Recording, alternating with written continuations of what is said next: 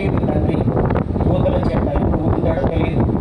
సడన్గా రెప్పపాట్లో అని నమ్మిన వాళ్ళందరూ రెప్పపాట్లో మాయంగా పోతున్నారు. కొన్ని కోట్ల మంది ప్రపంచవ్యాప్తంగా ఒక్క రెప్పపాట్లు, ఒక్క మినిట్ కన్నా తక్కువలో రెప్పపాటులో కొన్ని కోట్ల మంది మాయం కాబోతున్నారు. ఇది జరగబోతుంది. మధ్యాకాశానికి ఆయన రాబోతున్నాడు. తన సంఘాన్ని ఆకర్షించుకోబోతున్నాడు.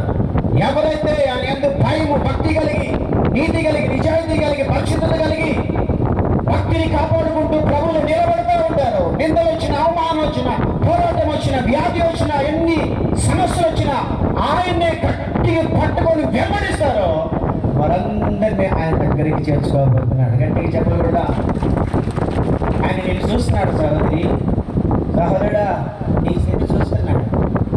నీ నిందలు, నీ అవమానాలు, నీ బాధలు, నీ పోరాటాలు చూస్తున్నాడు.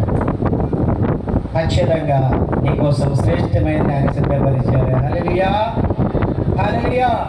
ఆయన సమీపం అవుతున్నాడు, ఆయన సిద్ధపడుతున్నాడు. కాబట్టి హెబ్రోను లేదు, సిఎస్ఎన్ లేదు, పెంతెకోస్తు లేదు, ఏది లేదు.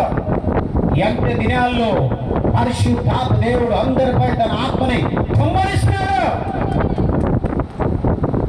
ఒకప్పుడు పరిశుద్ధాత్మ దిగినప్పుడు అది పెంతెకోస్తు సంఘం చెప్పుకునేవాడు. ఒక భాషలు మాట్లాడుతూ ఎగురుతుండేది, మనకు సంబంధించిన కారణం చెప్పుకునేవాడు. కానీ చివరి దినాలకు వచ్చేలాగే హెబ్రోన్లో కూడా అభిషేకం దిగుతుంది. సిఎస్ఐలో కూడా ఆత్మ చెందింపబడుతున్నారు.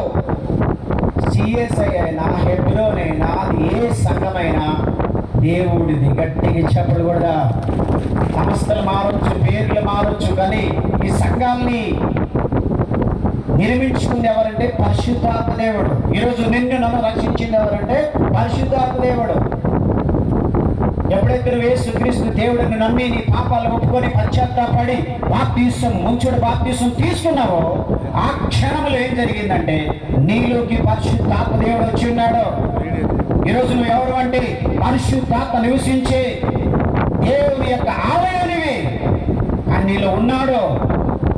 ఎంతవరకు ఉంటాడంటే నువ్వు చనిపోయేంత వరకు నీతో ఉంటాడు, లేకపోతే నువ్వు ఎత్తబడేదాకా నీతో ఉంటాడు. గట్టిగా చెప్పలు కూడా